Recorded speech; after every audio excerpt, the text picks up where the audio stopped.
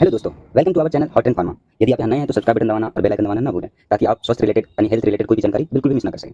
तो आइए आज हम जिस चीज़ के बारे में बात करने जा रहे हैं, हम सब उस चीज़ से एक ना एक बार जिंदगी में जरूर गुजरे हैं। खांसी यानी कि कफ, चाहे ये सर्दी से हो, एलर्जी से हो या कुछ और गंभीर हो। लगातार खांसी एक वास्तविक दर्द हो सकती है। तो चलिए सबसे अच्छा ओवर द काउंटर मेडिसिन के बारे में बात करते हैं और साथ में प्रिस्क्रिप्शन दवाओं के बारे में भी।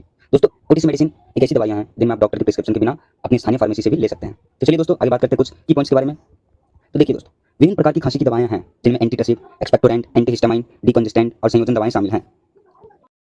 तो दोस्तों, अगर आप पूरी जानकारी चाहते हैं तो नीचे दिए गए लिंक पर क्लिक करें या फिर आप डायरेक्ट सर्च कर सकते हैं हॉट एंड फार्मा।